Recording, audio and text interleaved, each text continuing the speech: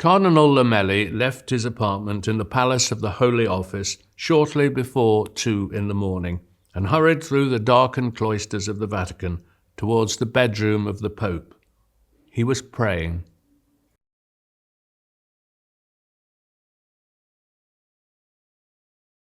Conclave is a novel about the highly secretive process by which the Roman Catholic Church chooses a new pope. Whenever a pope dies, after all the funeral and the various meetings, then the cardinals arrive in the Vatican. They're kept away from outside influences. Their phones are taken off them. They're not allowed to communicate with the outside world. And they go into the Sistine Chapel and they have to elect a new pope. And so that's what it's about. It's an attempt to take the reader inside this secretive process. The decision that I made in Conclave was to not tell it from the outside, but from the inside, and to choose as the central character through whose eyes the whole story is told, is the Dean of the College of Cardinals, Cardinal Lomeli. He's a sort of church bureaucrat, and when the old Pope dies, it falls to him to organize the conclave to elect the successor. The thing about Lomeli is he is having a crisis of faith, which is not unknown in the higher reaches of the church. The English Cardinal Basil Hume also had such a thing when he was very near to death. So Lomeli has to organize the conclave, and the chief characters in the novel are the front runners. They are Bellini, the Archbishop of Milan, who's a liberal kind of hope, and he has progressive views on the role of women in the church and homosexuality. His arch rival is Tedesco, the Patriarch of Venice, who's an absolute rigid conservative. He wants to turn the clock back, in fact. He favors Latin Mass. He's a real social conservative. There's a black cardinal, Cardinal Adeyemi, from Nigeria, and he is quite a strong favorite because there is a feeling that the Third World should now have a chance to elect a cardinal, not least because the Third World is where the great growth area is in the Catholic Church. Then there's Cardinal Tremblay, who is North American. He's French-Canadian, and he is the ultimate smooth fixer and operator behind the scenes. And finally, there's an outsider who suddenly turns up on the day that the cardinals go into seclusion in the conclave, and he is from the Philippines, Cardinal Benitez, and he's a complete wild card from outside. And this is the cast of characters that I deploy in the novel. A few years ago, I was watching the television when they were just about to announce the new pope. I think it was Pope Benedict. And just before the new pope comes out onto the balcony and his identity is revealed, all the cardinal electors gather in the corridor on either side of the balcony overlooking St. Peter's Square. And the windows filled with faces of the cardinals craning to get a look for when the new pope appeared. And the look of these faces, elderly men, certainly all in their 60s, 70s, some cunning, some kind, some stern, some happy. I thought that is the Roman Senate I'm looking at, because I've written books about ancient Rome. And I thought, how had they got there? How had they chosen this man? There must have been a good story behind it. And I started to research it, and sure enough, there was. The election of Pope Benedict behind the scenes was quite dramatic. And so that's what led me to it. I'm naturally interested in politics and in power and in elections, and this was the ultimate election.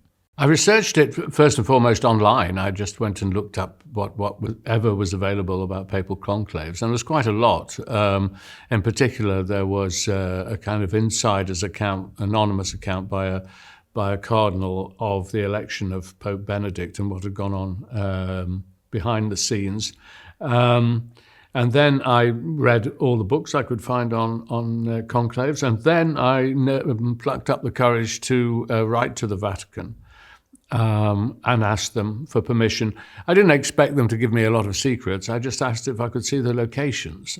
And that letter was, my publishers were bringing out a book by a cardinal, and it was being ghostwritten by an Italian journalist. And he gave the letter to the cardinal, and the cardinal passed it to the Pope's office. And I suddenly got a call saying, be at the gate to St. Peter's on Monday morning, and you can see what you've asked to see. And they were the hostel, the hotel where all the cardinals are put up during the conclave, the Vatican Gardens, the Sistine Chapel, obviously, the robing room, where the new pope, it's called the Room of Tears, where the new pope has to change into the costume of the pope, the Pauline Chapel, the private chapel of the Pope, which is also a meeting place for the cardinals, and the balcony from which the Pope speaks.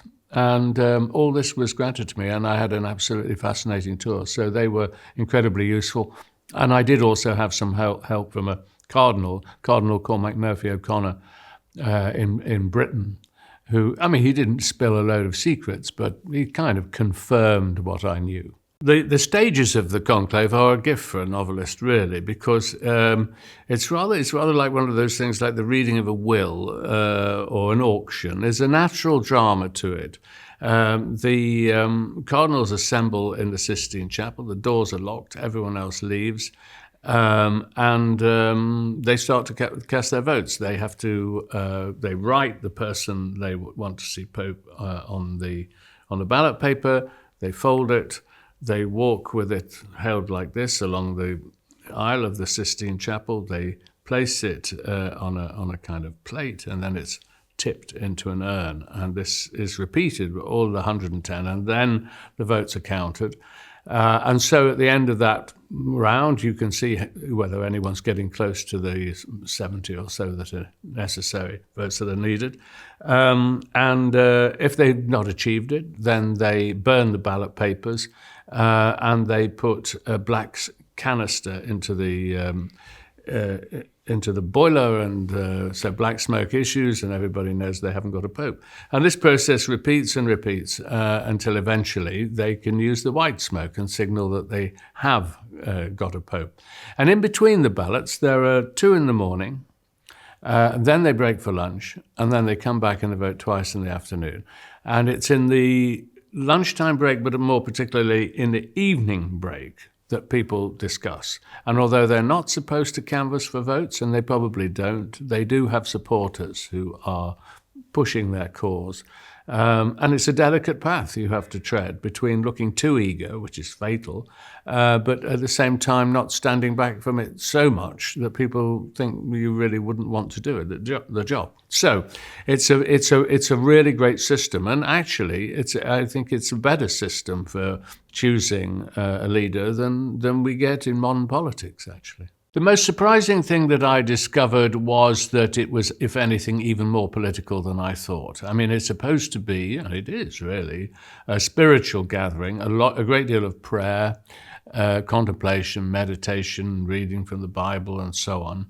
But underlying all this, you cannot get away from the fact that it is an election and that the church is broadly split into factions, in particular traditionalists and modernizers, I suppose, broadly speaking. And that the way that the conclave works, they're trying to achieve a 2/3 majority. After they've voted and the votes are counted, they're then read out to all the assembled cardinals in the locked Sistine Chapel. And so you know that X has got 15 votes, Y has got 12 votes, Z has got 22 votes. And so I discovered that with the election of Pope Benedict, for instance, the great hope of the modernizers didn't do so well on the first ballot as his supporters had expected. And they switched their votes to another candidate who might command more support. That he eventually did become Pope Francis, but not at this election. And it was fascinating to me the accounts of how people change their votes. At meal times they meet and they talk. And finally, the cardinal who was getting these votes went around and begged people to stop voting for him because he didn't want to cause a split in the church. And it was clear that Cardinal Ratzinger, who became Pope Benedict, had enough support or was getting close to it, so he pulled out. This is highly political and very, very dramatic because there are three characters right there: the progressive, the conservative, and the man who's disappointed and doesn't make it in the end. So from this, I began to fashion a novel. Every society and every organization, to some extent, is riven by a faction. I mean, sometimes bitterly, sometimes it's beneath the surface, and often that is, broadly speaking, between those who want to keep things as they are and people who want to change it. The Catholic Church is no exception. Both sides make their views pretty clear. It's clear where the dividing lines are. And there are other issues in the Catholic Church, of course, but the role of women, the Church's attitude to homosexuality or transsexuals, and of course to contraception and so on and so forth. These are fault lines. And so I had to invent the characters who can articulate these views. And what I did, the College of Cardinals maybe has 110, 120 members. And I actually wrote a list of an entirely fictional College of Cardinals, taking the roles, the Archbishop of Milan or the Patriarch of Venice or the British Cardinal, and invented people, names to fill those roles. And in that way, I had the cast of characters I could deploy who could argue through all the various issues. And there are, questions of whether there'll ever be an African pope. But Africans tend to be very socially conservative on issues like homosexuality. Whether there'll ever be an American pope. Well, now there is, but at the time I was writing, it would seem very unlikely there ever would be one. The Italians are longing to have a pope again. They haven't had a pope for about 50 years. So, these are the sort of dramas that I could put into the novel. It was a great advantage to me that the setting was so confined. There's nothing better in drama, really, than having a unity of place. And what a place it is, the Vatican and the Sistine Chapel. And this strange kind of, someone said to me who'd stayed there, rather like a private clinic, these rooms where the cardinals stay in what's called the Casa Santa Marta. And the drama, therefore, takes place in a very narrow stage, and yet it reflects this huge cosmic question of faith and God and the world, religion, and so on.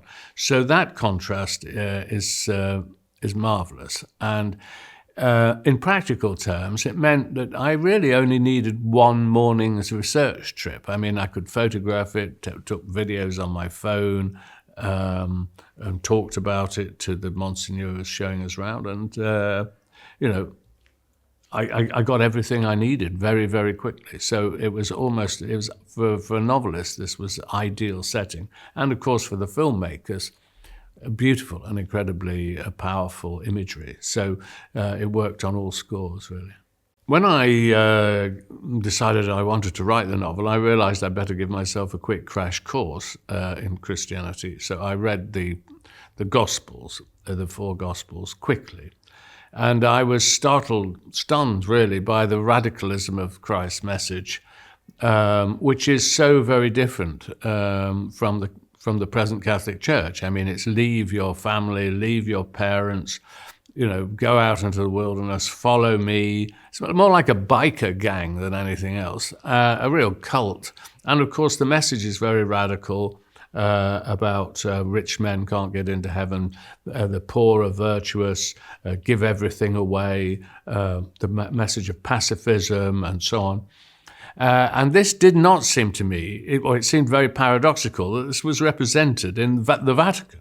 I mean, there are no cardinals in the Bible, and also, although there's nothing in the texts of Christianity that suggests there should be women playing such an active role, there's nothing that suggests they shouldn't be either. And I wondered how this radical figure, Christ, that I was reading about, would have felt about a faith, a religion that excluded from it 50% of the world's population in terms of being able to conduct religious ceremonies and so on.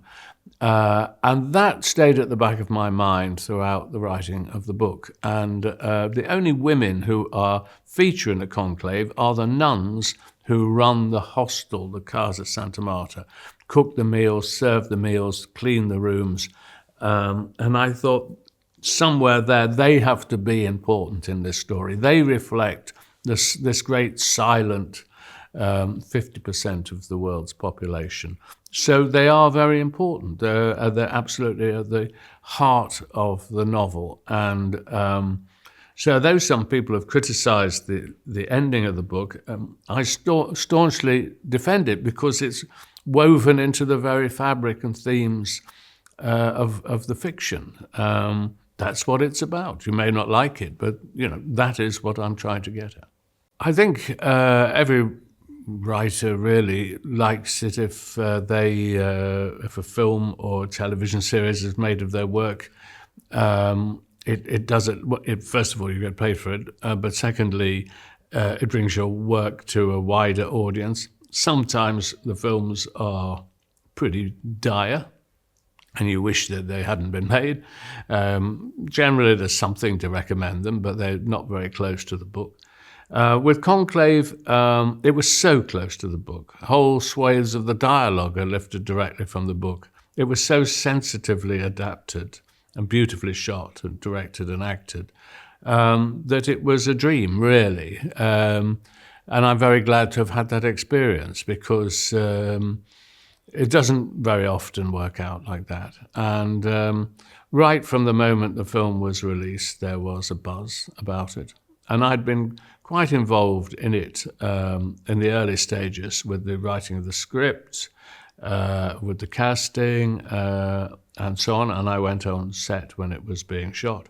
Then, of course, the film took off and went its own way. But it carried the message of the book, the title of the book, and the themes of the book, and brought them to this enormous audience. I mean, it was a phenomenon, especially as the film coincided with the conclave. That was an astonishing.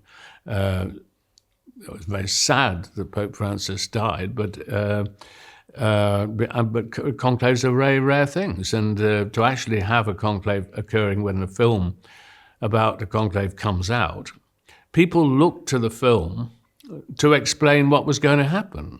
And indeed, the man who was eventually elected Pope, according to his brother, watched the film on the eve of the conclave. This was beyond any kind of hope or expectation of an author that this should happen. So it was a great experience. My new novel takes me back to ancient Rome. I've written 4 novels set in the Roman world, Pompeii, and then 3 novels, Imperium, Lustrum and Dictator, about Cicero, about Roman politics. And the new novel, Agrippa, is about Marcus Agrippa, who was the right-hand man of Octavius, who eventually became Caesar and then eventually became Augustus, the emperor. And it follows the rise of these 2 young men. I mean, he was only about 18 years old, Octavius, when his great uncle Julius Caesar was murdered, and he, to his surprise, found that he had inherited the name and 3/4 of this enormous wealth that Caesar left. And his friend of the same age, Agrippa, they set off together to claim the inheritance, and they ended up pretty well conquering the world between them. So it's a sort of, in a sense, a buddy film or novel about male friendship. And it's also about these colossal egos and this colossal wealth and the destruction of a republic and with its old laws, and in its place this sort of autocracy of power that was controlled behind the scenes in many respects. So to that extent, it also has modern themes. At any rate, it will be out in August 26, I hope. Conclave is available online and from all good bookshops and from your local library. Subscribe to the Queen's Reading Room for more bookish content.